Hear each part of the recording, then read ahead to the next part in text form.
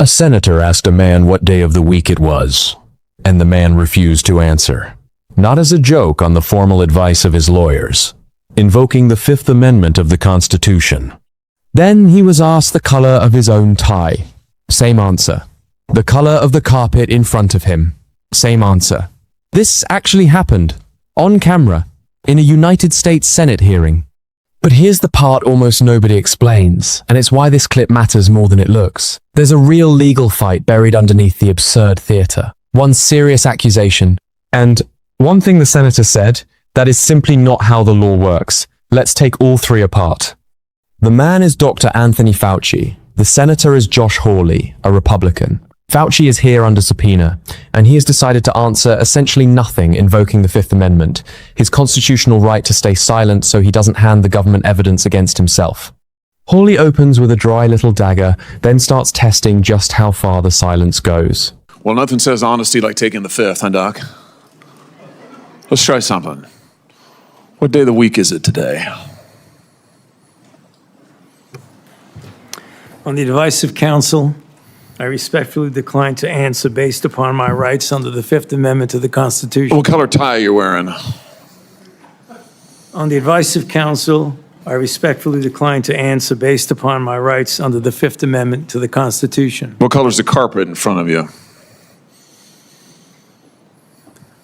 On the advice of counsel, I respectfully decline to answer. So why on earth would anyone plead the Fifth over the color of a carpet? This is the first thing worth understanding, because it's not stupidity, it's strategy. Under the way the Fifth works, once you invoke it, you generally have to invoke it for everything. If you answer even one harmless question, you can be argued to have opened the door and waived the protection for the questions that actually matter. So a defense lawyer gives a client in that chair one instruction: say the same sentence to every single question, no exceptions, even what day is it? It looks ridiculous on camera.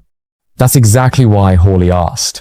But now comes the part that turns this from a viral gag into a genuine legal fight. Constitution. Let's just get one thing straight. You don't have any rights under the Fifth Amendment because you've been pardoned, as you very well know. As the Supreme Court has been clear for a century and more, Brown versus Walker, 1896, when he has been pardoned, he may not stand upon his privilege. You know that. Your lawyer is sitting behind you now shifting nervously in their chairs. They know it. This isn't about the Constitution. This isn't about the law. This is about contempt. Contempt for this body and contempt for the American people. This is the real argument, and Hawley is not making it up. There is genuine law here. The logic goes, the Fifth protects you from incriminating yourself, but if you've already been pardoned, you can't be prosecuted, so there's nothing to protect, and an old Supreme Court case, Brown v. Walker, supports that idea. But here's what a fair decode has to add, because Hawley states it as a settled slam dunk, and it isn't. Fauci's pardon is a preemptive one, and it only reaches backward. It does not cover anything new he might say today, and it doesn't cover potential perjury or matters outside its scope. That's precisely why his lawyers believe he still holds the privilege. No court has ruled on Fauci's specific situation. So, you have no rights under the Fifth is Hawley's aggressive reading of a contested question, not a decision anyone has actually handed down. Then Hawley moves from the law to the accusation, and this is where we have to be the most careful, because it's serious, and Fauci answers none of it. You were using federal employees with taxpayer money to apply for and solicit cash prizes for you personally. Cash prizes totaling over $1 million. You did all of that during the pandemic, didn't you? That's a question. On the advice of counsel, I respectfully decline to answer based upon my rights under the Fifth Amendment to the Constitution. What was the Dan David Award? Do you remember, Doc? On the advice of counsel, I respectfully decline to answer based upon my rights under the Fifth Amendment to the Constitution. It was a $900,000 cash award. $900,000 cash award. And he got it because he used federal employees to get it. And this wasn't the only award, was it, Dr. Fauci? In fact, you applied for and received at least 8 other federal cash prizes. It violated the law, didn't it? Is that a question? It is a question. You can answer. Go ahead. On the advice of counsel, I respectfully decline to answer based upon my rights under the Fifth Amendment to the Constitution. Federal Here is exactly what is being claimed, and exactly where the line sits. Hawley alleges that Fauci had staff, he names a chief of staff and a personal assistant, use government email and government time to nominate him for lucrative awards, including a roughly $900,000 prize. And he holds up emails, he says, "Prove it," citing a federal ethics rule. Those are the charges.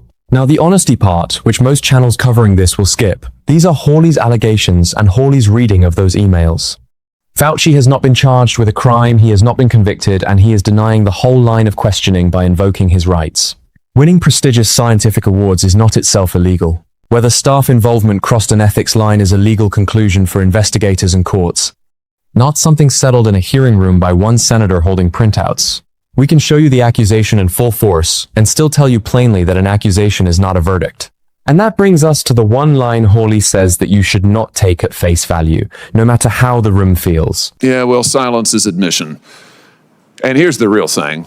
At the end of the day, it wasn't just about the money, really, was it? It was really about a power trip. You've done more to harm science than anybody in my lifetime. And I hope you'll go home and write that in your diary. Thank you, Mr. Chairman. Senator Fetterman. Silence is admission. It is a devastating line. It is also, as a matter of law, backwards. The entire purpose of the Fifth Amendment is that your silence cannot be used against you as proof of guilt in a criminal trial. A jury is specifically instructed not to treat it that way.